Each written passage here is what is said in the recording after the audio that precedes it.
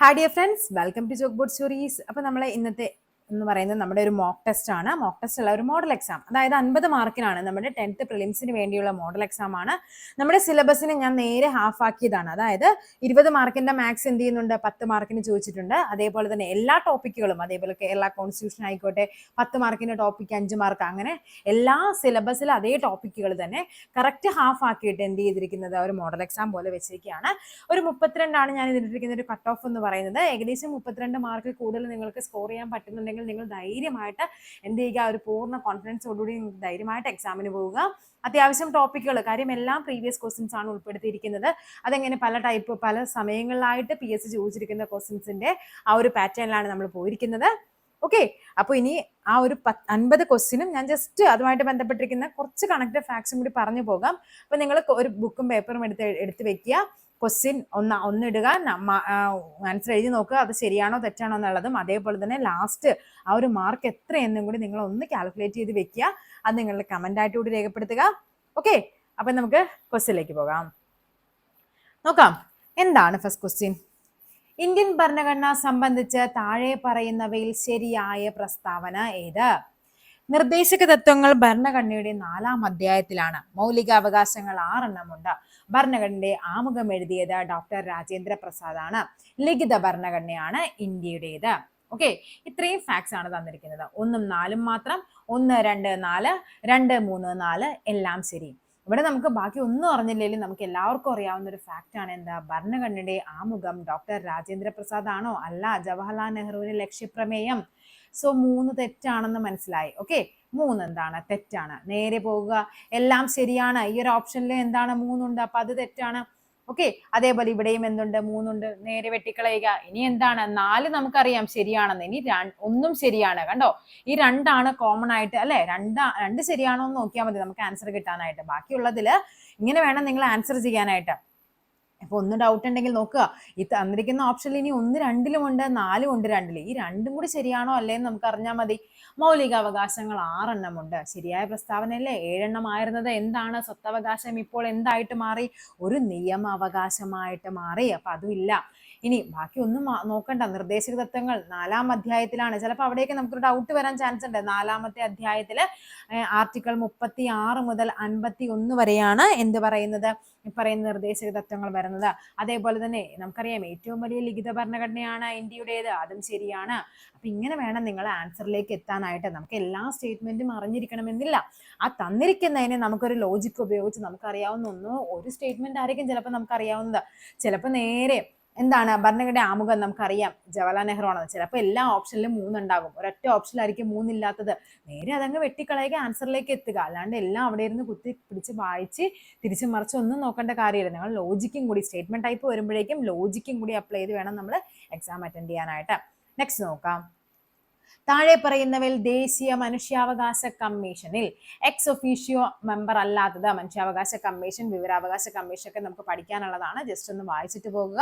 കേന്ദ്ര നിയമകാര്യ വകുപ്പ് മന്ത്രി, വനിതാ കമ്മീഷൻ ചെയർപേഴ്സൺ, ദേശീയ പട്ടികവർഗ കമ്മീഷൻ ചെയർപേഴ്സൺ, ദേശീയ പട്ടികജാതി. നമുക്കറിയാം ആരൊക്കെയാണ്. ദേശീയ വനിതാ കമ്മീഷൻ ഉണ്ട്, പട്ടികവർഗ കമ്മീഷൻ, പട്ടികജാതി, അതേപോലെ ഇവരെല്ലാവരും എന്ത് ചെയ്യുന്നുണ്ട്, ഇവിടുത്തെ എക്സ് ഒഫീഷ്യോ ആണ്. ഈ പറയുന്ന കേന്ദ്ര നിയമകാര്യ വകുപ്പ് മന്ത്രിയാണ് ഇവിടുത്തെ മെമ്പർ അല്ലാത്തത്. ഓക്കെ, മൂന്നാമത്തെ ക്വസ്റ്റ്യൻ നോക്കാം. ഭരണഘടനയുടെ 42-ാം ഭേദഗതിയുടെ ബന്ധപ്പെട്ട ശരിയായ പ്രസ്താവനകളാണ് വേണ്ടത്. സോഷ്യലിസ്റ്റ്, സെക്യുലർ എന്നീ പദങ്ങൾ കൂട്ടിച്ചേർത്തു. സമത്വം, സാഹോദര്യം എന്നീ പദങ്ങൾ കൂട്ടിച്ചേർത്തു. അഖണ്ഡത എന്ന പദം കൂട്ടിച്ചേർത്തു. നമുക്ക് വേണ്ടത് എന്താണ്, ആദ്യം തന്നെ ഇവിടെ ഇത് മാർക്ക് ചെയ്ത് വെക്കുക. ശരിയാണോ തെറ്റാണോ എന്ന് നമുക്ക് വേണ്ടത് ശരിയാണ്. ഓക്കെ, നേരെ നോക്കാം. നമുക്കറിയാം സോഷ്യലിസം എന്താണ്, സെക്യുലാറിസം, ഇന്റഗ്രിറ്റി എന്നൊക്കെ പറഞ്ഞ് നമ്മൾ പഠിക്കുന്നുണ്ട്. അപ്പൊ സോഷ്യലിസം, സെക്യുലാറിസം ഉണ്ട്.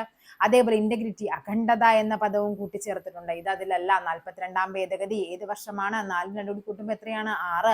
1976 42-ാം ഭേദഗതി. അതിനെയാണ് നമ്മൾ എന്തെന്നറിയപ്പെടുന്നത്, മിനി കോൺസ്റ്റിറ്റ്യൂഷൻ, ചെറു ഭരണഘടന എന്ന്. അതായത് ആമുഖത്തെ ഭേദഗതി ചെയ്തതൊക്കെ 42-ാം ഭേദഗതിയാണ്. ഓക്കെ അല്ലേ? അപ്പൊ ഇവിടുത്തെ ആൻസർ ഏതാണ്? 1ഉം 3ഉമാണ് നമുക്ക് ശരിയായിട്ട് വരേണ്ടത്. നമുക്ക് വേണ്ടത് ശരിയാണ്. സോ 1ഉം 3ഉമാണ് ശരിയായ പ്രസ്താവന എന്ന് പറയുന്നത്. താഴെ പറയുന്ന സംസ്ഥാനങ്ങളിൽ ദ്വിമണ്ഡല സമ്പ്രദായം ബൈക്യാമറലിസം നിലനിൽക്കുന്ന സംസ്ഥാനം, ദ്വിമണ്ഡല സമ്പ്രദായം എവിടെയൊക്കെയാണ്? കർണാടക, തമിഴ്നാട്, മണിപ്പൂർ, ഗുജറാത്ത്. എവിടെയാണ് ദ്വിമണ്ഡല സമ്പ്രദായം നിലവിലുള്ളത്? ഓപ്ഷൻ എ കർണാടകയാണ് ആൻസർ.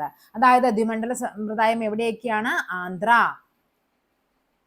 ഓക്കെ, ആന്ധ്രാപ്രദേശ് ഉണ്ട്, അതേപോലെ ബീഹാർ ഉണ്ട്, പിന്നെ ഏതാണ്? യു പി ഉണ്ട്, പിന്നെ എന്തുണ്ട്? കർണാടക, പിന്നെ എന്തുണ്ട്? തെലുങ്കാനയുണ്ട്, പിന്നെ എന്തുണ്ട്? മഹാരാഷ്ട്രയുണ്ട്. ഇത്രയുമാണ് ബൈക്യാമറലിസം ദ്വിമണ്ഡല സഭ നിലനിൽക്കുന്ന 6 സംസ്ഥാനങ്ങൾ. എന്താണ്? ഇവിടെ കോഡ് ഉണ്ട്, ഇത് ഒരു ചാനലിൽ നിന്ന് നോക്കിയപ്പോൾ കിട്ടിയതാണേ. അബു KTM ഉണ്ടോ? അബു KTM നിങ്ങളൊന്ന് ഓർത്ത് വെക്കുക. എന്താണ്? ആറ് സംസ്ഥാനങ്ങളിലാണ് ദ്വിമണ്ഡല സമ്പ്രദായം ഉള്ളത്. അബു KTM ആന്ധ്രാപ്രദേശ്, ബീഹാർ, ഉത്തർപ്രദേശ്, കർണാടക, തെലുങ്കാന, മഹാരാഷ്ട്ര. ഓക്കെ, ഇനി KTM എന്ന് പറയുമ്പോൾ കെ എന്ന് പറയുന്ന കേരളം ആകാലോ എന്ന് ചിന്തിക്കരുത്. കർണാടക, തെലുങ്കാന, മഹാരാഷ്ട്ര ജസ്റ്റ് ഒന്ന് ഓർത്ത് വെക്കുക. ആന്ധ്ര, ബീഹാർ, UP, കർണാടക, തെലുങ്കാന, മഹാരാഷ്ട്ര എന്നിവയാണ്. ഭരണഘടനയിലെ 73ാം ഭേദഗതിയുമായി ബന്ധപ്പെട്ട് ശരിയായ പ്രസ്താവന. പഞ്ചായത്ത് രാജ് സമ്പ്രദായത്തെ പറ്റി പ്രതിപാദിക്കുന്നു. 12ാം ഷെഡ്യൂളിൽ 73ാം ഭേദഗതി ഉൾപ്പെടുത്തിയിരിക്കുന്നു. ത്രിതല ഭരണ സംവിധാനം പ്രദാനം ചെയ്യുന്നു. നമുക്ക് വേണ്ടത് എന്താണ്? ശരിയായ പ്രസ്താവന. ശരിയാണ് വേണ്ടത്. 73ാം ഭേദഗതിയാണ് പഞ്ചായത്ത് രാജ്. ശരിയാണ്. 12ാം ഷെഡ്യൂളിൽ 12 അല്ല, ഇവിടെ എന്താണ്? 11ാം പട്ടികയാണ് 73ാം ഭേദഗതി ഉൾപ്പെടുത്തിയിരിക്കുന്നത്. അപ്പൊ ഇത് തെറ്റാണ്. നേരെ പോവുക. എന്താണ്? 2 ഉള്ളത് നമുക്ക് ശരിയായതല്ലേ വേണ്ടത്. 2 ഉള്ളത് അങ്ങ് വെട്ടിക്കളയുക. ഓക്കെ, ആൻസർ ഏതാണ്? 1ഉം 3ഉം. ഓപ്ഷൻ സി 1 and 3 ആണ്. ഓക്കെ അല്ലേ? അപ്പൊ ഇവിടെ എന്താണ്? ത്രിതല ഭരണ സംവിധാനം പ്രദാനം ചെയ്യുന്നു. ശരിയായ പ്രസ്താവനയാണ്. അതേപോലെ 74ാം ഭേദഗതിയാണ് എന്ത്? നഗരപാലികാ നിയമം. 74. ഈ 74ാം ഭേദഗതിയിലാണ് എന്ത് വരുന്നത്? ഈ പറയുന്ന 12ാം പട്ടിക കൂട്ടിച്ചേർത്തിരിക്കുന്നത്. ഓക്കെ, നെക്സ്റ്റ് നോക്കാം. അപ്പൊ 5 ക്വസ്റ്റ്യൻ ആണ്. നമുക്കറിയാം പ്രിലിംസിന് 10 മാർക്കാണ് കോൺസ്റ്റിറ്റ്യൂഷനിൽ വരുന്നത്. അതിൽ 5 മാർക്ക് കഴിഞ്ഞിട്ടുണ്ട്. ഞാൻ പറഞ്ഞു നേരെ ഹാഫ് ആക്കിയാണ് ഞാൻ എടുത്തിരിക്കുന്നത്. നെക്സ്റ്റ് നോക്കാം. നമ്മുടെ ഇന്ത്യൻ ജോഗ്രഫിയാണ്. ചുവടെ ചേർത്തിട്ടുള്ളവയിൽ ഇന്ത്യയേക്കാൾ വലിപ്പമുള്ള രാജ്യം, ഇന്ത്യയേക്കാൾ വലിപ്പമുള്ളതാണ് ചോദിച്ചിരിക്കുന്നത്. Brazil, France, Egypt, Iran. അപ്പൊ നമുക്ക് അറിയേണ്ടത് എന്താണ്? ഇന്ത്യയേക്കാൾ വലിപ്പമുള്ള രാജ്യങ്ങളുടെ നമുക്കൊന്ന് പഠിച്ചു വെക്കണം. ആദ്യത്തെ ഏതാണ്? റഷ്യ, പിന്നെ ഏതാണ്? കാനഡ, പിന്നെ ഏതാണ്? USA, പിന്നെ ഏത് വരും? ചൈന, അതേപോലെ ബ്രസീൽ, പിന്നെ ഏതാണ്? ഓസ്ട്രേലിയ. അതായത് നമ്മുടെ വലിപ്പത്തിൽ 7ാമത്തെ രാജ്യമാണ് നമ്മുടെ ഇന്ത്യ എന്ന് പറയുന്നത്. അപ്പൊ ഇവിടെ എന്താണ്? റഷ്യയുണ്ട്, റഷ്യ, കാനഡ, USA, അതേപോലെ ചൈന, ബ്രസീൽ, അതേപോലെ തന്നെ ഓസ്ട്രേലിയ. ഇതാണ് നമ്മുടെ ഓർഡർ എന്ന് പറയുന്നത്. 7ാമത്തതാണ് ഇന്ത്യ വരുന്നത്. അപ്പൊ ഇവിടുത്തെ ഏതാണ്? ഇന്ത്യയേക്കാൾ വലിപ്പമെന്ന് ചോദിക്കുമ്പോൾ എന്താണ്? ഇതിന് മുന്നേയുള്ള ഏത് രാജ്യങ്ങളും വരാം. അപ്പൊ ഇവിടെ വന്നിരിക്കുന്ന ഏതാണ്? ഇതിൽ ഓപ്ഷൻ എ ബ്രസീലാണ് ആൻസർ ആയിട്ട് വരേണ്ടത്. ഇന്ത്യയുടെ അക്ഷാംശ വ്യാപ്തി എത്രയാണ്? 8 degree 14 north, 37 degree 7 minute north, 8 degree 4 north, 37 degree 6 north, എന്താണ്? 12 degree 6 north, 97 degree 25 north, 8 degree 4 minute east, 37 degree 6 minute east. ഏതാണ്? അക്ഷാംശ വ്യാപ്തിയാണ് ചോദിച്ചിരിക്കുന്നത്. അത് 8 degree 4 minute north, 37 degree 6 minute north ആണ്. രേഖാംശ വ്യാപ്തി എത്രയാണ്? 68 ഡിഗ്രി 7 മിനിറ്റ് ഈസ്റ്റും, അതേപോലെ തന്നെ 97 ഡിഗ്രി 25 മിനിറ്റ് ഈസ്റ്റ് ആണ് രേഖാംശ വ്യാപ്തി എന്ന് പറയുന്നത്. ഇന്ത്യയിലെ ഏറ്റവും വലിയ പീഠഭൂമി ഏതാണ്? ഡെക്കാൻ പീഠഭൂമി. നമുക്കറിയാം എവിടെയാണ്? നമ്മുടെ ഇന്ത്യയുടെ ഈ ഒരു പ്രദേശത്ത് ത്രികോണാകൃതിയിൽ കാണപ്പെടുന്ന ആ ഒരു പീഠഭൂമിയാണ് ഡെക്കാൻ പീഠഭൂമി എന്ന് പറയുന്നത്. ഇവിടെയാണ് എന്ത് വരുന്നത്? പശ്ചിമഘട്ടം. ഇവിടെ എന്തുണ്ട്? പൂർവ്വഘട്ടമുണ്ട്. ഇവിടെ എന്തുണ്ട്? വിന്ധ്യ സത്പുര പർവ്വത നിരകളുണ്ട്. ഓക്കെ, അപ്പൊ ഡെക്കാൻ പീഠഭൂമി എന്ന് പറയുന്നത് ത്രികോണാകൃതിയിൽ കാണപ്പെടുന്ന പീഠഭൂമിയാണ്. ഇന്ത്യയിലെ ഏറ്റവും വലിയ പീഠഭൂമിയാണ് ഡെക്കാൻ പീഠഭൂമി. ഭൂസ്ഥിര ഉപഗ്രഹങ്ങളുടെ പ്രത്യേകതകൾ കണ്ടെത്തുക. സഞ്ചാരപഥം ഭൂമിയിൽ നിന്ന് ഏകദേശം 36,000 കിലോമീറ്റർ ഉയരത്തിലാണ്. ഭൂഗർഭജലം, പ്രകൃതി വിഭവങ്ങൾ, ഭൂവിനിയോഗം എന്നീ വിവരശേഖരണത്തിന് ഉപയോഗിക്കുന്നു. സഞ്ചാരപഥം ഭൂമിയിൽ നിന്ന് 900 കിലോമീറ്റർ ഉയരത്തിലാണ്. വാർത്താവിനിമയത്തിനും ദിനാന്തരീക്ഷ സ്ഥിതി മനസ്സിലാക്കാനും പ്രയോജനപ്പെടുത്തുന്നു. ഓക്കെ, ഇവിടെ നമുക്ക് എന്താണ്? ഭൂസ്ഥിര ഉപഗ്രഹങ്ങളുടെ പ്രത്യേകത. അപ്പൊ അതായത് ഭൂസ്ഥിര ഉപഗ്രഹങ്ങളുമായി ബന്ധപ്പെട്ട് ശരിയായതാണ് നമുക്ക് വേണ്ടത്. എന്ത് വരും? സഞ്ചാരപഥം ഭൂമിയിൽ നിന്ന് ഏകദേശം 36,000 കിലോമീറ്റർ ആണ്. ഓക്കെ, ഇത് ശരിയായ പ്രസ്താവനയാണ്. ഓക്കെ, അപ്പൊ ഇവിടെ എന്താണ്, ഇതുമല്ല എന്ന് മനസ്സിലായി, ഒന്നുള്ളതാണ്. ഇനി ഇനി എന്താണ്, ഒബ്വിയസ്ലി നമുക്കറിയാം ഇത് വരില്ല, കാര്യം ഒന്ന് ഇത് ശരിയാണെങ്കിൽ ഇത് എന്തായാലും വരില്ല. ഇനി എന്താണ്, ഭൂഗർഭജലം, പ്രകൃതി വിഭവങ്ങൾ, ഭൂവിനിയോഗം എന്നീ വിവരശേഖരണത്തിന് ഉപയോഗിക്കുന്നത് സൗരസ്ഥിര ഉപഗ്രഹമാണ്. സൗരസ്ഥിരം. സഞ്ചാരപഥം ഭൂമിയിൽ നിന്ന് 900 കിലോമീറ്റർ, ഇതും എന്താണ്, സൗരസ്ഥിരമാണ്. ഇനി വാർത്താവിനിമയത്തിനും ദിനാന്തരീക്ഷ സ്ഥിതി മനസ്സിലാക്കാനും ഒക്കെയാണ് എന്ത് ഉപയോഗിക്കുന്നത്, ഭൂസ്ഥിര ഉപഗ്രഹങ്ങൾ ഉപയോഗിക്കുന്നത്. അപ്പൊ ആൻസർ വരേണ്ടത് 1ഉം 4ഉമാണ്. ഈ പറയുന്ന സൗരസ്ഥിര ഉപഗ്രഹങ്ങളാണ്, അതായത് കൃത്യമായ ഇടവേളകളിൽ ഒരു സ്ഥലത്തിന്റെ അന്തരീക്ഷ സ്ഥിതിയൊക്കെ മനസ്സിലാക്കാനായിട്ട് നമുക്ക് സൗരസ്ഥിര ഉപഗ്രഹങ്ങളൊക്കെ ഉപയോഗിക്കാനായിട്ട് പറ്റും. നെക്സ്റ്റ് ക്വസ്റ്റ്യൻ, 10ാമത്തെ ക്വസ്റ്റ്യൻ ആണ്, ബ്രഹ്മപുത്രയുടെ പോഷക നദികളിൽ ശരിയായ ജോഡി ഏതൊക്കെയാണ്? മാനസ സുബൻസിരി, ലോഹിത് സോണ, ഗോമതി ടീസ്റ്റ, ഗാഗ്ര ലോഹിത്. ഏതൊക്കെയാണ്? മാനസും സുബൻസിരിയുമാണ്. ഈ പറയുന്ന ഗാഗ്ര എന്തിൻ്റെതാണ്? ഗാഗ്ര, ഗണ്ഡക, കോസിയൊക്കെ ഗംഗയുടേതാണ്. ലോഹിത്, അതേപോലെ ദിബാങ്ക്, മാനസ്, ഇതൊക്കെ എന്തിൻ്റെതാണ്? ബ്രഹ്മപുത്രയുടേതാണ്. ഓക്കെ, നെക്സ്റ്റ് നോക്കാം. അപ്പൊ നമ്മുടെ ജോഗ്രഫി പോർഷൻ കഴിഞ്ഞിട്ടുണ്ട്. 10 മാർക്കിനുള്ളത് 5 മാർക്കിലാക്കി മാറ്റിയിട്ടുണ്ട്. നെക്സ്റ്റ്, കേരളത്തിലെ വന്യജീവി സങ്കേതങ്ങളെ സംബന്ധിച്ച് ശരിയായ പ്രസ്താവനകളാണ് വേണ്ടത്. കേരളത്തിൽ പൂമ്പാറ്റകളുടെ ദേശാടനം ആദ്യമായി നിരീക്ഷിക്കപ്പെട്ട വന്യജീവി സങ്കേതമാണ് Aralam. Silent Valley of Kannur എന്നറിയപ്പെടുന്നത് ആറളമാണ്. കേരളത്തിലെ ഏറ്റവും വലിയ വന്യജീവി സങ്കേതമാണ് വയനാട്. നീലഗിരി ബയോസ്ഫിയർ റിസർവിന്റെ ഭാഗമായ കേരളത്തിലെ വന്യജീവി സങ്കേതം പെരിയാറാണ്. നേരെ ഓപ്ഷനിലേക്ക് പോയി നോക്കാം. 2 എണ്ണമാണ് നമുക്കിവിടെ എന്താണ് തെറ്റായിട്ട് വരേണ്ടത്, അല്ലെ? നമുക്ക് എന്താ ശരിയായിട്ട് വരേണ്ട 2 എണ്ണമാണ്. അപ്പൊ തെറ്റ് വരുന്നത് 2 എണ്ണമാണ്. ഇവിടെ നമുക്ക് ഏറ്റവും ബേസിക് ആയിട്ട് അറിയാവുന്നതാണ്, കേരളത്തിലെ ഏറ്റവും വലിയ വന്യജീവി സങ്കേതം വയനാടല്ല, അത് ഏതാണ്? പെരിയാറാണ്. ഓക്കെ, 3 തെറ്റാണെന്ന് മനസ്സിലായി. നേരെ പോവുക, 3 ഉള്ളതൊക്കെ അങ്ങ് കട്ട് ചെയ്ത് കളയുക. ഓക്കെ, ഇനി നീലഗിരി ബയോസ്ഫിയർ റിസർവിന്റെ ഭാഗമായിട്ടുള്ളത് ഏതാണ്? നമുക്കറിയാം, അത് വയനാടാണ് നീലഗിരി ബയോസ്ഫിയറിന്റെ ഭാഗമായിട്ടുള്ളത്. അപ്പൊ ഇതും തെറ്റാണ്. അപ്പൊ എന്തുണ്ട്? 4 ഉള്ളതും അങ്ങ് വെട്ടിക്കളയുക. ആൻസർ ഏതാണ്? 1ഉം 2ഉമാണ് ശരിയായിട്ട് വരേണ്ടത്. കേരളത്തിൽ പൂമ്പാറ്റകളുടെ ദേശാടനം ആദ്യമായി നിരീക്ഷിക്കപ്പെട്ട വന്യജീവി സങ്കേതമാണ് ആറളം. ഏറ്റവും ബേസിക് ആയിട്ട് നമ്മൾ പഠിച്ചു വെക്കുന്ന ഒരു കാര്യമാണ്. അതിൽ നിന്ന് നിങ്ങൾ ഓപ്ഷൻ മാക്സിമം എലിമിനേറ്റ് ചെയ്യാൻ നോക്കുക. നമ്മുടെ കയ്യിലേക്ക് എന്താണ് 10 എണ്ണം തന്നിട്ട് ഒരെണ്ണം ചൂസ് ചെയ്യാൻ പറഞ്ഞാൽ നമുക്ക് ഡൗട്ട് വരും. അതേപോലെ തന്നെയാണ്, നമുക്ക് 4 എണ്ണം തന്നിട്ട് ഒരെണ്ണം ചൂസ് ചെയ്യാൻ പറയുമ്പോൾ നമുക്ക് ഡൗട്ടാണ്, എന്ത് വരും ആൻസർ. ആ ഓപ്ഷൻ 4 എന്നത് 2ലേക്ക് മാറുമ്പോഴേക്കും നമുക്ക് ഇത്രയും കൂടി ഈസിയായി. ആ 2ൽ ഏതെങ്കിലും ഒന്ന് ചൂസ് ചെയ്താൽ മതി. അപ്പൊ നമുക്ക് നമ്മുടെ ആ ഒരു പ്രോബബിലിറ്റി എന്താണ്, നമ്മുടെ ആ ഒരു ആൻസർ ശരിയാനുള്ള പ്രോബബിലിറ്റി അവിടെ ഭയങ്കരമായിട്ട് കൂടുകയാണ്. ഓക്കെ, അപ്പോൾ ഇവിടുത്തെ ആൻസർ എന്ന് പറയുന്നത് ഓപ്ഷൻ എ ആണ്. കേരളത്തിലെ മത്സ്യബന്ധന മേഖലയുമായി ബന്ധപ്പെട്ട ശരിയായ പ്രസ്താവന. മത്സ്യഫെഡ് ആരംഭിച്ചത് 1984 മത്സ്യഫെഡിന്റെ ആസ്ഥാനം തിരുവനന്തപുരമാണ്. ഇന്ത്യയിൽ നിന്ന് ഏറ്റവും അധികം കയറ്റുമതി ചെയ്യപ്പെടുന്ന കേരളത്തിലെ അലങ്കാര മത്സ്യമാണ് മിസ് കേരള. ഈ പറയുന്ന എല്ലാ സ്റ്റേറ്റ്മെന്റും ഇവിടെ ശരിയാണ്. ഓക്കെ, നെക്സ്റ്റ് നോക്കാം. ഓപ്ഷൻ ഡി ആണ് 12ന്റെ ആൻസർ എന്ന് പറയുന്നത്. കളിക്കാരുടെ എണ്ണം 11ആയി നിശ്ചയിച്ചിട്ടുള്ളത് താഴെ പറയുന്നവ ഏതൊക്കെയിലാണ്? Cricket, hockey, football, volleyball, football. ഇവിടെ നമുക്ക് അറിയേണ്ടത്, നിങ്ങൾ ഈ ഒരു കോഡ് പഠിച്ചു വെച്ചാൽ മതി. HCF 11. HCF എന്ന് പറഞ്ഞാൽ എന്താണ്? ഹയസ്റ്റ് കോമൺ ഫാക്ടർ 11 പഠിച്ചു വെക്കുക. അതായത് ഹോക്കി, ക്രിക്കറ്റ്, ഫുട്ബോൾ, ഇതിന്റെ 3ന്റെയും കളിക്കാരുടെ എണ്ണം 11ആണ്. അപ്പൊ ഇവിടെ എന്ത് വന്നു? ക്രിക്കറ്റ് വന്നു, ഹോക്കി വന്നു. ഇവിടെ ഫുട്ബോൾ ഉണ്ട്, പക്ഷെ ഇവിടെ വോളിബോൾ വന്നിട്ടുണ്ട് കൂട്ടത്തിൽ. അപ്പൊ നമുക്ക് ഇത് എടുക്കാൻ പറ്റില്ല. ബാക്കി ഇവിടെ ഫുട്ബോൾ ഉണ്ട്. അപ്പൊ ആൻസർ ചെയ്ത് വരും 1ഉം 3ഉമാണ് ആൻസർ. ഓപ്ഷൻ ബി ആണ് നമ്മുടെ ആൻസർ ആയിട്ട് വരേണ്ടത്. നെക്സ്റ്റ് നോക്കാം. കേരളത്തിലെ ജലവൈദ്യുത പദ്ധതികളെ സംബന്ധിച്ച് തെറ്റായ പ്രസ്താവന. കണ്ടോ, വേണ്ടത് തെറ്റാണ്. ഇടുക്കി ജലവൈദ്യുത പദ്ധതിയുടെ നിർമ്മാണത്തിന് സഹായിച്ച രാജ്യം കാനഡയാണ്. ഓക്കെ, ഇത് ശരിയാണ്. മലബാറിലെ ആദ്യത്തെ ജലവൈദ്യുത പദ്ധതി ശബരിഗിരി. സ്വകാര്യ മേഖലയിൽ പ്രവർത്തിക്കുന്ന ആദ്യ ജലവൈദ്യുത പദ്ധതി മണിയാറ്. ഇടുക്കി ജലവൈദ്യുത പദ്ധതിയുടെ സ്ഥാപിത ശേഷി എന്ന് പറയുന്നത് 680 മെഗാവാട്ടാണ്. ഓക്കെ, അപ്പൊ നമ്മുടെ സ്റ്റേറ്റ്മെന്റ് നമുക്ക് നോക്കാം എങ്ങനെയൊക്കെയാണ് വരേണ്ടതെന്ന്. മലബാറിലെ ആദ്യം, അപ്പൊ നമ്മൾ പറഞ്ഞു ഫസ്റ്റ് സ്റ്റേറ്റ്മെന്റ് ശരിയാണെന്ന് പറഞ്ഞു. ഓക്കെ അല്ലേ? ഇടുക്കി ജലവൈദ്യുത പദ്ധതിയുടെ നിർമ്മാണത്തിന് സഹായിച്ച രാജ്യം കാനഡയാണ്. അപ്പൊ നമുക്ക് വേണ്ടത് ഇവിടെ തെറ്റായതാണ് നമുക്ക് വേണ്ടത്. അപ്പൊ ഇതല്ല ആൻസർ. കാര്യം 1 ശരിയാണെന്ന് നമുക്ക് മനസ്സിലായി, ഇതുമല്ല ആൻസർ. ഇനി ഏറ്റവും അറിയാവുന്ന ഒരു കാര്യമായിരിക്കും, ഇടുക്കി ജലവൈദ്യുത പദ്ധതിയുടെ ഉൽപാദന ശേഷി 780 മെഗാവാട്ടാണ്. നമ്മൾ എപ്പോഴും പഠിക്കുന്ന ഒരു കാര്യമാണ് 780 മെഗാവാട്ടാണെന്നുള്ളത്. ഓക്കെ, അപ്പൊ ഇതുമല്ല എന്ന് മനസ്സിലായി. 4ഉം നമുക്ക് എന്താണ്? തെറ്റാണ്. കണ്ടോ, ഓപ്ഷനിലേക്ക് വന്നപ്പോൾ നോക്കിക്കേ, 3ഉം 4ഉമാണ്, 2ഉം 4ഉമാണ്. അപ്പൊ നമുക്ക് അവിടെയും നമുക്ക് എലിമിനേഷൻ പറ്റില്ല. ഇനി എന്താണ് നോക്കുക, മലബാറിലെ ആദ്യ ജലവൈദ്യുത പദ്ധതി. ഇനിയിപ്പോ ഇതില് ഓപ്ഷൻ കൂടുതൽ എലിമിനേറ്റ് ചെയ്യാനൊന്നും പറ്റില്ല, ഡയറക്റ്റ് നമുക്ക് ആൻസറിലേക്ക് എത്താനേ പറ്റുള്ളൂ.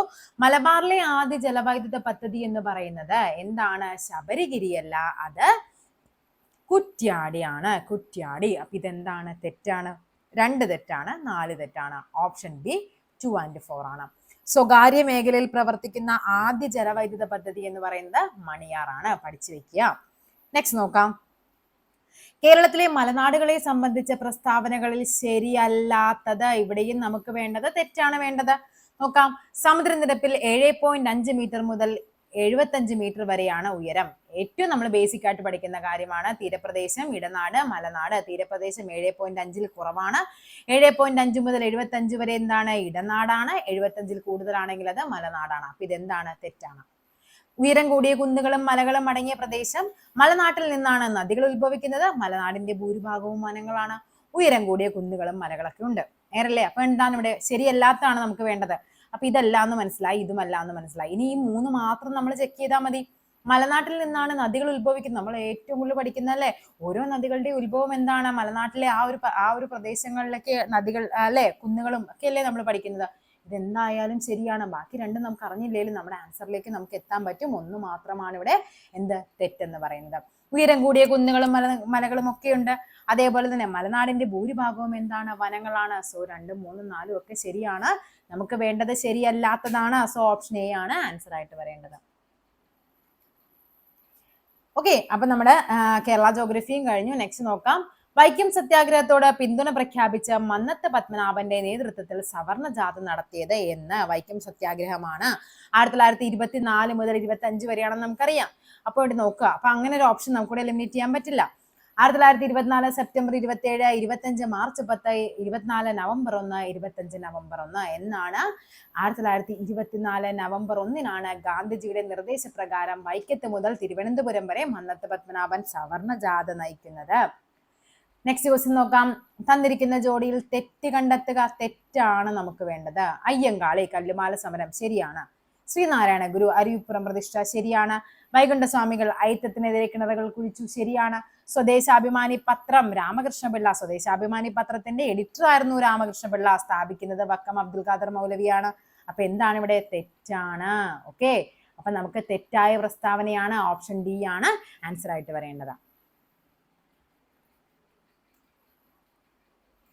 നെക്സ്റ്റ് ക്വസ്റ്റ്യൻ നോക്കാം. എന്താണ്? പ്രാചീന മലയാളം എന്ന കൃതിയുടെ രചയിതാവ് ആരാണ്? പ്രാചീന മലയാളം, അത് ചട്ടമ്പി സ്വാമികളുടെ കൃതിയാണ്. എന്ത്? പ്രാചീന മലയാളം എന്ന് പറയുന്നത്. കേരള ലിങ്കൻ എന്നറിയപ്പെടുന്ന സാമൂഹിക പരിഷ്കർത്താവ് വൈകുണ്ഠസ്വാമി, ചട്ടമ്പി സ്വാമി, VT ഭട്ടതിരിപ്പാട്, പണ്ഡിറ്റ് കറുപ്പൻ. ആരാണ് കേരള ലിങ്കൻ? അത് പണ്ഡിറ്റ് കറുപ്പനെയാണ് നമ്മൾ കേരള ലിങ്കൻ എന്ന് വിശേഷിപ്പിക്കുന്നത്. ആത്മവിദ്യാസംഘം സ്ഥാപിച്ചത് ആരാണ്? ആത്മവിദ്യാസംഘം ശ്രീനാരായണ ഗുരു, ചട്ടമ്പി സ്വാമി, വാഗ്ഭടാനന്ദൻ, മന്നത്ത് പത്മനാഭൻ. ആരാണ് ആത്മവിദ്യാസംഘം? അത് ഓപ്ഷൻ ബി വാഗ്ഭടാനന്ദനാണ്. നെക്സ്റ്റ്, മനുഷ്യരക്തത്തിലെ ഹീമോഗ്ലോബിനുമായി യോജിക്കാത്ത പ്രസ്താവന. രക്തത്തിൽ ഓക്സിജൻ, കാർബൺ ഡൈ ഓക്സൈഡ് ഇവ സംവഹിക്കാൻ സഹായിക്കുന്നത് ഹീമോഗ്ലോബിനാണ്. പ്ലാസ്മയിൽ കാണപ്പെടുന്നു. മാംസ്യവും ഇരുമ്പും അടങ്ങിയിരിക്കുന്നു. ചുവന്ന രക്താണുവിൽ കാണപ്പെടുന്നു. എവിടെയാണ്? പ്ലാസ്മയിൽ കാണപ്പെടുന്നു. ഇതാണ് നമ്മുടെ തെറ്റായ പ്രസ്താവന. ഓക്കെ, ഓപ്ഷൻ ബി ആണ് ആൻസർ ആയിട്ട് വരേണ്ടത്. ശ്വസന പ്രവർത്തനങ്ങളിൽ നിശ്വാസ സമയത്ത് നടക്കുന്ന പ്രക്രിയകളിൽ ശരി ഏതെന്ന് കണ്ടെത്താൻ. ശ്വാസകോശങ്ങളിൽ നിന്ന് വായു പുറന്തള്ളപ്പെടുന്നു. ഔരസാശയത്തിന്റെ വ്യാപ്തി വർദ്ധിക്കുന്നു. അതേപോലെ തന്നെ ഔരസാശയത്തിലെ വായുമർദ്ദം കൂടുന്നു. ഔരസാശയത്തിലെ വായുമർദ്ദം കുറയുന്നു. നമുക്കറിയാം എന്താണ് നിശ്വാസം. എന്താണ് നിശ്വാസം അഥവാ ഉച്ഛ്വാസവും ഉണ്ടല്ലേ. നിശ്വാസം എന്ന് പറയുമ്പോൾ വായു പുറത്തേക്ക് തള്ളുന്നതും ഉച്ഛ്വാസം എന്ന് പറയുമ്പോൾ വായു ഉള്ളിലേക്ക് എടുക്കുന്നതുമാണ്. അപ്പൊ നിശ്വാസം എന്ന് പറയുമ്പോൾ വായു പുറന്തള്ളുന്നതാണ്. ഒന്ന് ശരിയാണ്. അപ്പൊ ഇതല്ല ആൻസർ. ഔരസാശയത്തിന്റെ വ്യാപ്തി വർദ്ധിക്കുന്നു. ഓക്കെ, എന്താണ്? ഔരസാശയത്തിലെ വായുമർദ്ദം കൂടുന്നു. ജസ്റ്റ് ഒന്ന് ആലോചിച്ച് നോക്കുക. അതിനുള്ളിൽ വായുമർദ്ദം കൂടുമ്പോഴാണ് എന്ത് ചെയ്യുന്നത്? അത് പുറത്തേക്ക് പോരാൻ ശ്രമിക്കുന്നത്. അപ്പൊ ഇവിടെ എന്താണ്? ഔരസാശയത്തിലെ വായുമർദ്ദം കുറയുമ്പോഴാണ് അത് ഉള്ളിലേക്ക് വായു കയറുന്നത്. വായുമർദ്ദം കൂടുകയാണ് ചെയ്യുന്നത്. അപ്പൊ ആൻസർ വരേണ്ടത് ഓപ്ഷൻ സി 1, 3 ആണ്. സർക്കാർ ആശുപത്രികളുടെ അടിസ്ഥാന സൗകര്യം മെച്ചപ്പെടുത്തി അവയെ ജനസൗഹൃദമാക്കുന്ന നവകേരള ദൗത്യത്തിന്റെ ഭാഗമായ പദ്ധതിയാണ് കാരുണ്യ, താലോലം, ആർദ്രം. ഇവയൊന്നുമല്ല. എന്താണ്? ആർദ്രം മിഷനാണ്. ആർദ്രം പദ്ധതിയാണ്. OP അല്ലെ, ഒക്കെ എന്താണ് ജനസൗഹൃദമാക്കുക എന്നുള്ളത്. താഴെ പറയുന്നവയിൽ ശരി അല്ലാത്ത ജോഡി. ജീവകമേ എ റെറ്റിന, കണ്ണുമായി ബന്ധപ്പെട്ടതാണ്, റെറ്റിനോൾ ശരിയാണ്. ജീവകം സി റൈബോഫ്ലാവിൻ, ജീവകം B1 തയാമിൻ, ജീവകം ഇ ടോക്കോഫെറോൾ. ജീവകം സി എന്താണ്? അസ്കോർബിക് അല്ലെ, അസ്കോർബിക് ആസിഡ് എന്നാണ് ജീവകം സി അറിയപ്പെടുന്നത്. അപ്പൊ ഇവിടെ ശരിയല്ലാത്ത ജോഡിയാണ് ചോദിച്ചിരിക്കുന്നത്. ഓപ്ഷൻ ബി ആണ് ആൻസർ ആയിട്ട് വരേണ്ടത്. ഹൃദയ സംബന്ധമായ തകരാറുള്ള കുട്ടികൾക്ക് അടിയന്തര ശസ്ത്രക്രിയയും പരിചരണവും ലഭ്യമാക്കുന്ന കേരള സർക്കാരിന്റെ പദ്ധതിയാണ് എന്തെന്ന് പറയുന്നത്? അമൃതം, ആരോഗ്യം, മൃതസഞ്ജീവിനി, ഹൃദ്യം, ആർദ്രം. മൃതസഞ്ജീവിനി നമുക്കറിയാം അവയവദാനമാണ്, ആർദ്രം നമ്മളിപ്പോ പറഞ്ഞു. അപ്പൊ ഏതാണ്? ഹൃദ്യമാണ് ഹൃദയ സംബന്ധമായ തകരാറുള്ള കുട്ടികൾക്ക് വരുന്നത്. അലൂമിനിയത്തിന്റെ അയിരാണ് ബോക്സൈറ്റ്. അലൂമിനിയത്തിന്റെ അയിരുകൾ നന്നായിട്ട് നോക്കിയിട്ട് പോകുക, അയിരുകൾ എപ്പോഴും ചോദിക്കുന്നതാണ്. അപ്പൊ അലൂമിനിയത്തിന്റെ അയിര് ബോക്സൈറ്റ് ആണ്. അതിന്റെ രാസസൂത്രമാണ് ചോദിച്ചിരിക്കുന്നത്. ഏതാണ്? Al2O3 2H2O, Al2O3 2H2O, AlCl3. എന്താണ് അലൂമിനിയത്തിന്റെ ബോക്സൈറ്റിൻ്റെത്? Al2O3 2H2O എന്നുള്ളതാണ്. പരീക്ഷണശാലയിൽ അമോണിയ നിർമ്മാണത്തിൽ ശോഷകാരമായി ഉപയോഗിക്കുന്നത് എന്താണ്? Calcium carbonate, sulphuric acid, calcium oxide, sulphur dioxide. അത് കാൽസ്യം ഓക്സൈഡ് ആണ്. 28ാമത്തെ ക്വസ്റ്റ്യൻ ആണ്. നിറമുള്ള സംയുക്തങ്ങൾ ഉണ്ടാക്കുന്ന മൂലകങ്ങൾ ആവർത്തന പട്ടികയിൽ ഏത് ബ്ലോക്കിൽ ഉൾപ്പെടുന്നു? നിറമുള്ള സംയുക്തങ്ങൾ ഡി ബ്ലോക്ക് എലമെന്റ്സ് ആണ്. ഈ ഡി ബ്ലോക്ക് എലമെന്റ്സിനെയാണ് നമ്മൾ എന്ത് സംക്രമണ മൂലകങ്ങൾ എന്നൊക്കെ പറയുന്നത്. അതേപോലെ തന്നെ ഈ ഡി ബ്ലോക്ക് എലമെന്റ് എന്ന് പറയുന്നത് 3 മുതൽ 12 വരെയുള്ള എലമെന്റ്സ് ആണ്. ഇതിൽ തന്നെ നിങ്ങൾ ജസ്റ്റ് ഒന്ന് പഠിച്ചു വെക്കുക. സ്യൂഡോ ട്രാൻസിഷൻ എലമെന്റ്സ് എന്ന് പറയും. കപട സംക്രമണ മൂലകങ്ങൾ, അതൊന്ന് പഠിച്ചു വെക്കണേ, ചിലപ്പോൾ ചോദിക്കാൻ ചാൻസ് ഉണ്ട്. കപട സംക്രമണ മൂലകങ്ങൾ എന്ന് പറയുന്നത് എന്തൊക്കെയാണ്? ഈ പറയുന്ന 12ാം ഗ്രൂപ്പിൽ വരുന്ന സിങ്ക് ഉണ്ട്, സിങ്ക്, അതേപോലെ കാഡ്മിയം CD, കാഡ്മിയം, അതേപോലെ മെർക്കുറി Hg. ഈ മൂന്നും എന്താണ്? ഇവ സംക്രമണ മൂലകങ്ങളുടെ ആ ഒരു പ്രോപ്പർട്ടീസ് അല്ല കാണിക്കുന്നത്. അതുകൊണ്ടാണ് ഇവയെ, എങ്കിൽ ഇവ എവിടെയാണ്? 3 മുതൽ 12 വരെയുള്ള മൂലകങ്ങളെയാണ് നമ്മൾ ഡി ബ്ലോക്ക് മൂലകങ്ങൾ, അവയാണ് സംക്രമണ മൂലകങ്ങൾ എന്ന് പറയുന്നത്. പക്ഷെ അതിൽ എക്സെപ്ഷൻ ആയിട്ട് ഈ 12ാം ഗ്രൂപ്പ് മൂലകങ്ങളിലെ സിങ്ക്, കാഡ്മിയം, മെർക്കുറി, ഇവ മൂന്നും എന്ത് കാണിക്കുന്നില്ല? ഈ സംക്രമണ മൂലകങ്ങളുടെ പ്രോപ്പർട്ടീസ് കാണിക്കുന്നില്ല. അതുകൊണ്ടാണ് ഇവയെ സ്യൂഡോ ട്രാൻസിഷൻ എലമെന്റ്സ് അഥവാ കപട സംക്രമണ മൂലകങ്ങൾ എന്ന് പറയും. ചിലപ്പോൾ ചോദിക്കാം, താഴെ തന്നിരിക്കുന്ന കപട സംക്രമണ മൂലകങ്ങൾക്ക് ഉദാഹരണം ഏത്, അല്ലെങ്കിൽ അല്ലാത്തത് ഏതെന്നൊക്കെ പറഞ്ഞ് ചോദിക്കാം. മനുഷ്യന്റെ ശരാശരി ഊഷ്മാവ് എത്ര ഡിഗ്രിയാണ്? 37 ഡിഗ്രി സെൽഷ്യസ് ആണ്. ലെൻസിന്റെ ഫോക്കസ് ദൂരം F-ഉം പവർ P-യും തമ്മിലുള്ള ബന്ധം P = 1/f, P = f, P = f/2, P = 2/f. ഏതാണ്? P = 1/f ആണ് ലെൻസിന്റെ ഫോക്കസ് ദൂരവും പവറും തമ്മിലുള്ള സമവാക്യം എന്ന് പറയുന്നത്. Next question. കുറ്റം ചുമത്താതെയും വിചാരണ കൂടാതെയും ഏതൊരാളെയും ജയിലിലടക്കാൻ ഗവൺമെന്റിനെ അധികാരപ്പെടുത്തിയത്? Government of Act 1935, Rowlatt Act, Minto Morley ഭരണപരിഷ്കാരം, ക്യാബിനറ്റ് മിഷൻ. ഏതാണ്? റൗലറ്റ് ആക്ട് ആണ്. നമ്മൾ കുറേ കഴിഞ്ഞ ക്ലാസ്സുകളിൽ നമ്മൾ മഹാത്മാഗാന്ധിയുമായിട്ട് ബന്ധപ്പെട്ട ക്വസ്റ്റ്യൻസ് ഉൾപ്പെടുത്തിയപ്പോൾ എല്ലാ ക്വസ്റ്റ്യനിലും റിപ്പീറ്റ് ചെയ്ത് വന്നിരിക്കുന്ന ഒരു ക്വസ്റ്റ്യൻ ആയിരുന്നു റൗലറ്റ് ആക്ട്. 1919 അല്ലെ, 1919 എന്താണ്? ഏതൊരാളെയും ജയിലിലടക്കാം. അതുമായിട്ട് ബന്ധപ്പെട്ടാണ് ജാലിയൻ വാലാബാഗ് ദുരന്തം ഒക്കെ വരുന്നത്. എന്താണ്? റൗലറ്റ് ആക്ടുമായിട്ട് ബന്ധപ്പെട്ടതാണ്. നിസ്സഹകരണ പ്രസ്ഥാനം പിൻവലിക്കാൻ കാരണമായ സംഭവം എന്താണ്? നേതാക്കന്മാരുടെ അനൈക്യം, ജാലിയൻ വാലാബാഗ് കൂട്ടക്കൊല, ചൗരി ചൗര സംഭവം, ഗാന്ധിജിയുടെ അനാരോഗ്യം. എന്തായിരുന്നു? നിസ്സഹകരണ സമരം, ചൗരി ചൗര സംഭവമായിരുന്നു. അതായത് 1922 ഫെബ്രുവരി 5 എന്ത് ചെയ്യുന്നുണ്ട്? ഈ കോൺഗ്രസ് പ്രവർത്തകരുടെ മാർച്ചിലേക്ക് എന്ത് ചെയ്യുന്നുണ്ട്? പോലീസുകാര് അതിനെ ലാത്തി ചാർജ് ചെയ്യുകയും ഈ ആൾക്കാരെ എല്ലാം കൂടി ചെന്നിട്ട് ആ പോലീസ് സ്റ്റേഷൻ അങ്ങ് കത്തിക്കുവാണ്. അങ്ങനെ 22ഓളം പോലീസുകാര് മരിച്ചുപോയ സംഭവമാണ് എന്തെന്ന് പറയുന്നത്? ചൗരി ചൗര സംഭവം. അതിൽ ഗാന്ധിജി ആ ഒരു സംഭവത്തോടുകൂടി ഗാന്ധിജി എന്ത് പറയുന്നുണ്ട്? ഇവർക്ക് എന്താണ് അഹിംസയുടെ മാർഗം എന്തെന്ന് ആൾക്കാർക്ക് മനസ്സിലായില്ല എന്ന് പറഞ്ഞ് നിസ്സഹകരണ പ്രസ്ഥാനം എന്ത് ചെയ്യുന്നുണ്ട്? അതങ്ങ് നിർത്തലാക്കുന്നുണ്ട്. ഓക്കെ, നെക്സ്റ്റ് നോക്കാം. ഗാന്ധിജി അധ്യക്ഷ പദവി വഹിച്ച കോൺഗ്രസ് സമ്മേളനം ഏതാണ്? അത് ലാഹോർ, സൂററ്റ്, ബൽഗാം, ബോംബെ. എവിടെയാണ്? ബൽഗാം സമ്മേളനം. 1924 ബൽഗാം സമ്മേളനത്തിലാണ് ഗാന്ധിജി അധ്യക്ഷ പദവി വഹിക്കുന്നത്. 1901 സമ്മേളനം, അവിടെയാണ് ആദ്യമായിട്ട് ഗാന്ധിജി പങ്കെടുക്കുന്നത്. പക്ഷേ എന്താണ്? അവിടെയാണ് നമ്മൾ രണ്ടാമതായിട്ട് വന്ദേ മാതരം ആലപിക്കുന്നതൊക്കെ എവിടെയാണ്? 1901 കോൺഗ്രസ് സമ്മേളനമാണ്. അവിടെയാണ് ഗാന്ധിജി ആദ്യമായിട്ട് പങ്കെടുക്കുന്നത്. പക്ഷെ ഇവിടെ ചോദിക്കുന്നത് ഗാന്ധിജി അധ്യക്ഷ പദവി വഹിക്കുന്നതാണ്. അപ്പൊ അത് ബൽഗാം സമ്മേളനമാണ്. ഇന്ത്യ വിൻസ് ഫ്രീഡം എന്ന ഗ്രന്ഥം ആരാണ്? ഇന്ത്യ വിൻസ് ഫ്രീഡം അത് മൗലാന അബുൽ കലാം ആസാദ്, ബഹദൂർ ഷാ, സർ സയ്യിദ് അഹമ്മദ് ഖാൻ, മുഹമ്മദ് ഇക്ബാൽ. ആരാണ്? മൗലാന അബുൽ കലാം ആസാദിന്റെ ബുക്കാണ് ഇന്ത്യ വിൻസ് ഫ്രീഡം. സന്താളർ അധിവസിച്ചിരുന്ന ഭൂമി, സന്താൾ കലാപം ഒക്കെ നമ്മൾ പഠിക്കുന്നുണ്ട്. ഇത് ഒരു പരീക്ഷയ്ക്ക് കഴിഞ്ഞിടക്ക് നടന്നൊരു പരീക്ഷയ്ക്ക് ചോദിച്ചത് കൊണ്ടാണ് ഇത് ഉൾപ്പെടുത്തിയത്. മിൽക്കിയത്ത്, ഗിദ്മത്ത്, ദാമിനിക്കോഹ്, ഇതേപോലെ ജംഗ്ലി. എന്താണ് സന്താളർ അധിവസിച്ചിരുന്ന ഭൂമി എന്നറിയപ്പെടുന്നത്? ദാമിനിക്കോ എന്ന് വരും കേട്ടോ ചിലപ്പോ. അതിന്റെ പ്രൊനൗൺസിയേഷൻ വെച്ചിട്ട് ശരിക്കും അത് കോന്ന് വരെ വരുവുള്ളൂ. കോഹ് എന്നാണ് അവർ എഴുതി തന്നിരിക്കുന്നത്. ദാമിനിക്കോ, അതായത് ഈ രാജ്മഹൽ കുന്നുകളുടെ വനപ്രദേശം അറിയപ്പെടുന്ന ഒരു പേര്, ആ ഒരു പുൽമേട് അങ്ങനത്തെ ഒരു പ്രദേശമാണ് ഈ ദാമിനിക്കോഹ് എന്നറിയപ്പെടുന്നത്. ആ ഒരു ഭൂപ്രകൃതിയാണ്. അപ്പൊ സാന്താളർ അധിവസിച്ചിരുന്ന ഭൂമിയാണ് എന്ത്? ദാമിൻ ഇ കോഹ്. കോഴിക്കോട് ഭാരതീയ സുഗന്ധവിള ഗവേഷണ കേന്ദ്രം കർഷക പങ്കാളിത്തത്തോടെ വികസിപ്പിച്ച പുതിയ ഇനം ഇഞ്ചി. ഇഞ്ചിയുടെ പേരാണ് ചോദിച്ചിരിക്കുന്നത്. IISR മഹിമ, രജത, സുരസ, വരദ. ഏതാണ്? അത് സുരസയാണ്. ഇതെല്ലാം അവർ തന്നെ ഇറക്കിയിട്ടുള്ളതാണ്. നമ്മളോട് ചോദിച്ചിരിക്കുന്നത് എന്താണ്? ഇതെല്ലാം ഇഞ്ചിയുടെ തന്നെ വകഭേദങ്ങളാണ്. കർഷക പങ്കാളിത്തത്തോടെ വികസിപ്പിച്ചെടുത്താണ് എന്ത്? സുരസ. 2023 JC ഡാനിയൽ പുരസ്കാരത്തിന് അർഹനായ മലയാളി ചലച്ചിത്ര സംവിധായകൻ ആരാണ്? പ്രിയദർശൻ, അടൂർ ഗോപാലകൃഷ്ണൻ, ഷാജി എൻ കരുൺ. ഇവിടെ കരുൺ ഇവിടെയാണ്. ഷാജി എൻ കരുൺ, സത്യൻ അന്തിക്കാട്. ആരാണ് JC ഡാനിയൽ പുരസ്കാരം ലഭിച്ചത്? അത് നമ്മുടെ ഷാജി എൻ കരുണാണ്. ഷാജി എൻ കരുണാണ്. 2024 Ezhuthachan award. 2024 Ezhuthachan award NS Madhavan, SK Vasanthan, Ashokan Cheruvil, അതേപോലെ തന്നെ PN ഗോപികൃഷ്ണൻ. ആർക്കാണ് എഴുത്തച്ഛൻ അവാർഡ്? NS മാധവനാണ്. SK വസന്തൻ ഏതാണ്? 2023 എഴുത്തച്ഛൻ അവാർഡാണ്. അശോകൻ ചെരുവിൽ എന്താണ്? 2024 വയലാർ അവാർഡാണ്. അശോകൻ ചെരുവിൽ വയലാർ അവാർഡ്. എന്താണ്?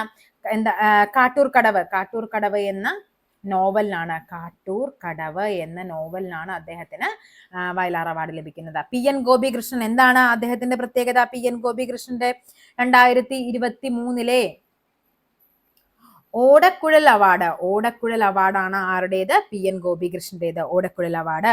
അതേതാണ്? കവിതാ മാംസഭോജിയാണ് എന്ന കൃതിക്കാണ് അദ്ദേഹത്തിന് ഓടക്കുഴൽ അവാർഡ് ലഭിക്കുന്നത്.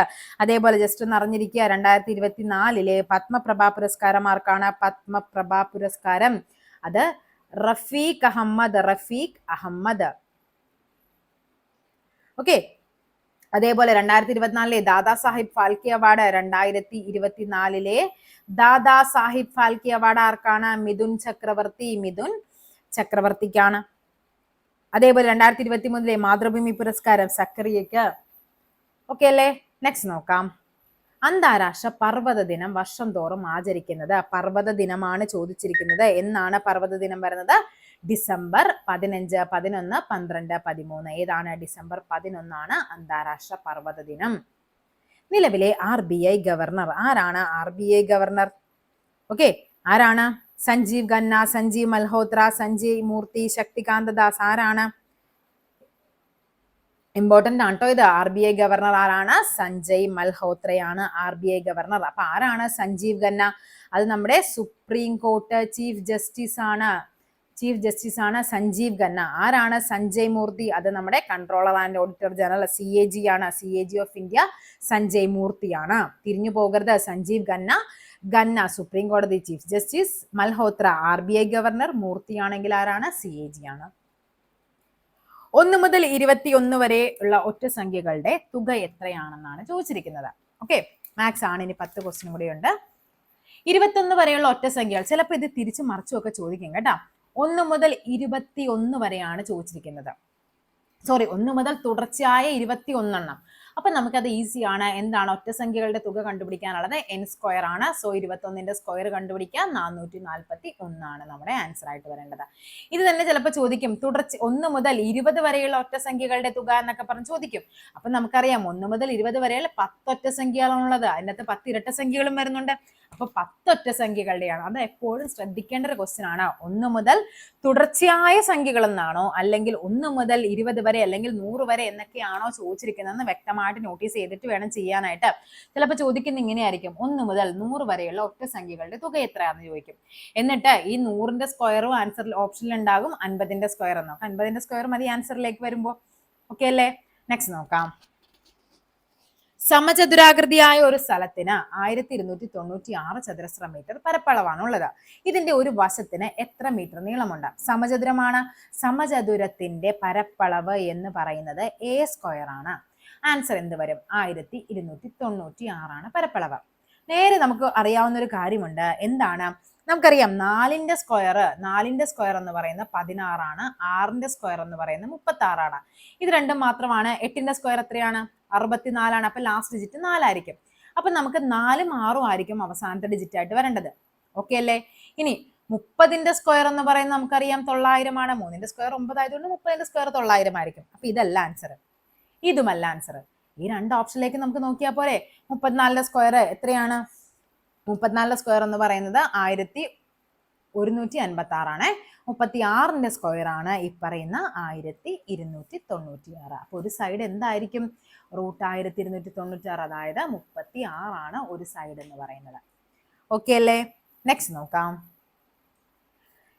8.1/4 ലിറ്റർ 8.25 ലിറ്റർ പാല് 3/4 ലിറ്ററിന്റെ കുപ്പികളിലാക്കിയാൽ കുപ്പികളുടെ എണ്ണമാണ് നമ്മളോട് ചോദിച്ചിരിക്കുന്നത്. നമുക്കറിയാം 10 മിഠായി 5 പേർക്ക് വീതിച്ചു കൊടുത്താൽ ഒരാൾക്ക് എത്ര എണ്ണമായിരിക്കും? 2 എണ്ണമാണ് കിട്ടുന്നത്. അതായത് 10നെ 5 കൊണ്ട് ഡിവൈഡ് ചെയ്താൽ മതി. അതേപോലെ തന്നെ നമുക്ക് ഇവിടെ ചെയ്യേണ്ടത്, നമുക്ക് തന്നിരിക്കുന്നത് 8.25 ലിറ്റർ പാലുണ്ട്. അതിന് നമ്മൾക്ക് എന്ത് ചെയ്യണം? 3/4 ലിറ്ററിലോട്ട് മാറ്റണം. 3/4 ലിറ്ററിന്റെ കുപ്പികളിലാക്കിയാണ് മാറ്റേണ്ടത്. ഓക്കെ അല്ലേ? ഇതെന്ത് ചെയ്യണം? ആദ്യം തന്നിരിക്കുന്നത് മിക്സഡ് ഫ്രാക്ഷൻ ആണ്. നമ്മൾ അതിനെ മിശ്ര ഭിന്നമായി തന്നിരിക്കുന്നതിനെ വിഷമ ഭിന്നമാക്കി മാറ്റണം. 8 × 4 32, 32 + 1 33. ഇങ്ങനെയല്ലേ നമ്മൾ മാറ്റേണ്ടത്? ഡിവൈഡ് ബൈ 3/4 അല്ലെ? ഫ്രാക്ഷൻസ്, അതായത് ഭിന്നസംഖ്യകളെ തമ്മിൽ ഡിവൈഡ് ചെയ്യാൻ വരുമ്പോൾ എന്താ ചെയ്യേണ്ടത്? രണ്ടാമത്തെ ഭിന്നസംഖ്യ എന്ത് ചെയ്യുക? നേരെ തിരിച്ചിട്ട് ഗുണിക്കുക. സോ ആൻസറോടെ എത്ര വരും? 33/4 × 4/3. 4ഉം 4ഉം കട്ടായി പോകും. 33 3 കൂടി കട്ടാവുമ്പോൾ ആൻസർ വരേണ്ടത് 11. സോ ഓപ്ഷൻ എ ആണ് ആൻസർ ആയിട്ട് വരേണ്ടത്. ഓക്കെ അല്ലേ? നെക്സ്റ്റ് നോക്കാം. ഒരു കാറിന്റെ ശരാശരി വേഗത 84 km/മണിക്കൂർ ആണെങ്കിൽ 1 മിനിറ്റിൽ കാർ എത്ര ദൂരം മുന്നോട്ട് പോകുമെന്നാണ് ചോദിച്ചിരിക്കുന്നത്. ഓക്കെ, ഇവിടെ നമുക്ക് ദൂരം വേഗം ഒന്നും വേണ്ട. നമ്മൾ ചോദിച്ചിരിക്കുന്നത് വേഗത തന്നിട്ടുണ്ട്. അതായത് 1 മണിക്കൂറിൽ 84 കിലോമീറ്റർ പോകും എങ്കിൽ, അതായത് 1 മണിക്കൂർ എന്ന് പറയുമ്പോൾ നമുക്കറിയാം 60 മിനിറ്റിലാണ് ഈ പറയുന്ന 84 കിലോമീറ്റർ പോകുന്നത്. എങ്കിൽ 1 മിനിറ്റിൽ എത്ര പോകും എന്നാ ചോദിച്ചിരിക്കുന്നത്. അപ്പൊ നമുക്കറിയാം മിനിറ്റിൽ ചോദിക്കുമ്പോൾ ഇവിടെ ആൻസർ തന്നിരിക്കുന്നത് മീറ്ററിലാണ്. അപ്പൊ നമ്മൾ എന്ത് ചെയ്യണം? ഈ 84 കിലോമീറ്ററിനെ മീറ്ററിലോട്ടാക്കണം. കിലോമീറ്ററിനെ മീറ്ററിലോട്ടാക്കാൻ 1000 കൊണ്ട് ഗുണിച്ചാൽ മതി. ഓക്കെ, അപ്പോൾ ഇവിടുത്തെ ആൻസർ എന്ന് പറയുന്നത് 84,000നെ എന്തുകൊണ്ട് ഡിവൈഡ് ചെയ്യണം? 1 മിനിറ്റിലെ കണ്ടുപിടിക്കാനായിട്ട് നമുക്ക് 60 കൊണ്ട് ഡിവൈഡ് ചെയ്താൽ മതി. 0 0 കട്ടായി പോയി. ഇവിടെ എത്ര വരും? 1 തവണ വരും അല്ലെ? ഇവിടെ ബാക്കി എത്രയുണ്ട്? 2. 24 എത്ര തവണയുണ്ട്? 6 4 24. 1400 മീറ്റർ ആണ് എന്ത് ചെയ്യുന്നത്? ആ കാറ് 1 മിനിറ്റിൽ സഞ്ചരിക്കുന്ന ദൂരം എന്ന് പറയുന്നത്. ഇവിടെ നമുക്ക് അറിയേണ്ട കുറച്ച് കാര്യങ്ങളുണ്ട്. എന്താണ്? km/h എന്താക്കി മാറ്റാനുണ്ട്? ചോദിക്കാറുണ്ട്. m/s. കിലോമീറ്റർ എന്ന് പറയുന്നത് ഒരു വലിയ ക്വാണ്ടിറ്റി ആണ്. മീറ്റർ എന്ന് പറയുന്ന ഒരു ചെറിയ ക്വാണ്ടിറ്റി ആണ്. സോ 5/18, ചെറിയ 5 മുകളിൽ വരിക.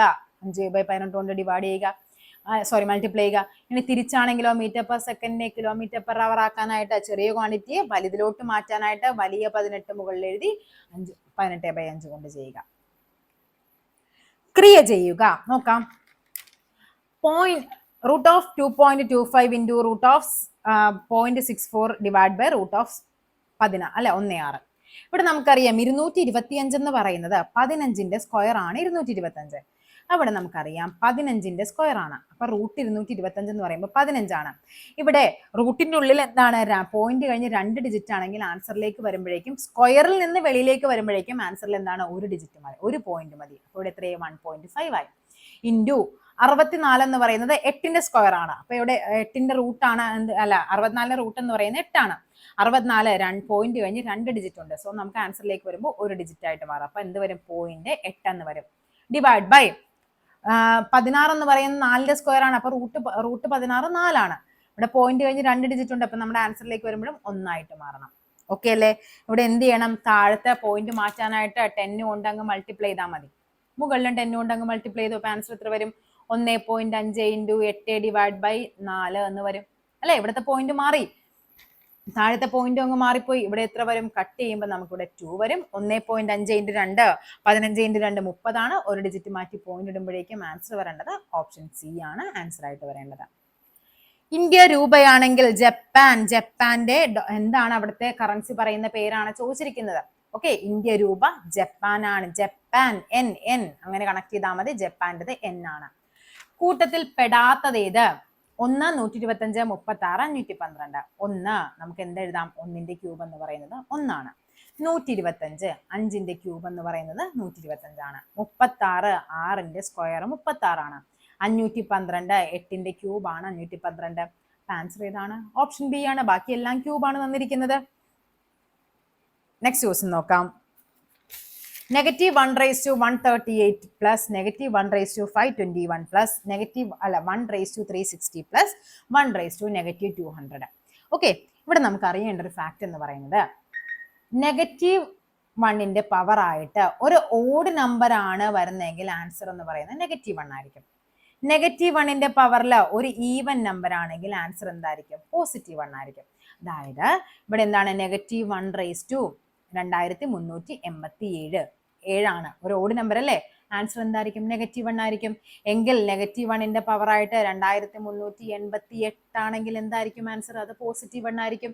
കാര്യം ഇതാണ് സംഭവം. -1 × -1 നെഗറ്റീവ് പോസിറ്റീവായി 1 ആയി. -1 × -1 ഇത് തമ്മിൽ മൾട്ടിപ്ലൈ ചെയ്യുമ്പോൾ 1 ആണ്. 1 × -1 കണ്ടോ? ഓഡ് നമ്പേഴ്സ് കൊണ്ടാണ് മൾട്ടിപ്ലൈ എങ്കിൽ എപ്പോഴും അവിടെ എന്ത് വരുന്നുണ്ട്? ഒരു പെൻഡിങ് ആയിട്ട് നമുക്ക് അവിടെ ഒരു -1 വരും. അപ്പൊ ഈ ഒരു ലോജിക്ക് നിങ്ങൾ അറിഞ്ഞിരിക്കുക. അപ്പൊ ഇവിടെ നോക്കാം, -1ന്റെ പവറിൽ ഈവൻ നമ്പർ ആണ്. അപ്പൊ ആൻസർ ഇവിടെ എത്രയാണ്? 1 ആണ്. പ്ലസ് -1ന്റെ പവർ ആയിട്ട് ഓഡ് നമ്പർ ആണ്. ഇവിടുത്തെ ആൻസർ എന്ന് പറയുന്നത് -1 ആണ്. പ്ലസ് 1ന്റെ പവർ 360 ആണ്. അതായത് ഓഡ് നമ്പർ ആണ്. 1 ആണ്. അവിടെ നമുക്ക് ഓഡ് ആയാലും ഈവൻ ആയാലും 1 തന്നെയാണ്. 1 പ്ലസ് ഇനി ഇവിടെ ആയിരിക്കും നമുക്ക് ഡൗട്ട് വരേണ്ടത്.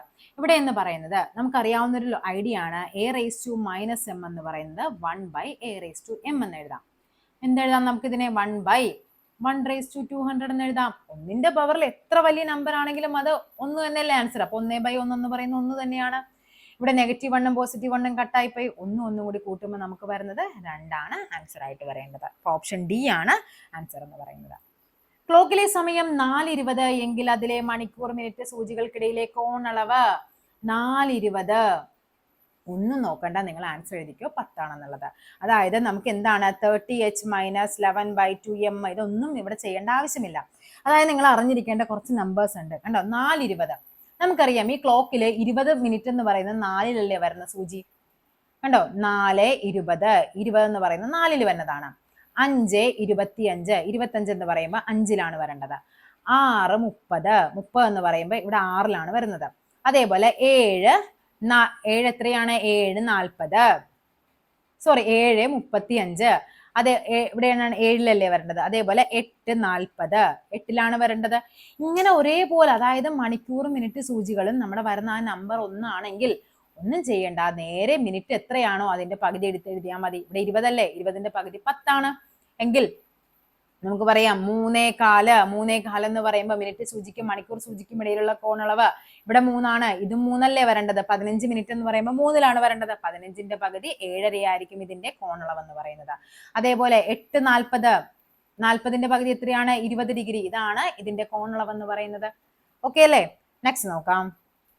2 സംഖ്യകളുടെ തുക 75 അവയുടെ വ്യത്യാസം 20 ആണെങ്കിൽ സംഖ്യകളുടെ വർഗത്തിന്റെ വ്യത്യാസം. 2 സംഖ്യകളുടെ തുക 75 വ്യത്യാസം 20 എങ്കിൽ അവയുടെ വർഗങ്ങളുടെ വ്യത്യാസം എത്രയെന്നാണ് ചോദിച്ചിരിക്കുന്നത്. x² - y² ആണ് ചോദിച്ചിരിക്കുന്നത്. എന്താണ് ചെയ്യേണ്ടത്? a² - b². എളുപ്പത്തിൽ നമുക്കറിയാവുന്ന ഒരു കാര്യമാണ്. a + b × a - b identity ആണ്. അപ്പോൾ ഇവിടെ എന്ത് വന്നു? x + y × x - y 20. Answer ഇവിടെ എന്ത് വരും? ഡയറക്റ്റ് ഇത് മൾട്ടിപ്ലൈ ചെയ്താൽ മതി. ഇവിടെ ആൻസർ എങ്ങനെ വരും? 75 × 2 എന്ന് പറയുമ്പോൾ 150 ആണ്. 1500 ആണ് ഇവിടെ ആൻസർ ആയിട്ട് വരേണ്ടത്. ഓപ്ഷൻ ബി ആണ്. ഓക്കെ അല്ലേ? അപ്പൊ 50 മാർക്കിനാണ് നമ്മുടെ പരീക്ഷ നടത്തിയത്. എത്ര മാർക്ക് കിട്ടിയെന്ന് കമന്റ് ചെയ്യുക. അതേപോലെ നിങ്ങളുടെ നിർദ്ദേശങ്ങൾ എന്തായാലും അത് കമന്റ് ആയിട്ട് കൂടി രേഖപ്പെടുത്തുക. അടുത്തൊരു വീഡിയോയുമായി വീണ്ടും കാണാം. താങ്ക്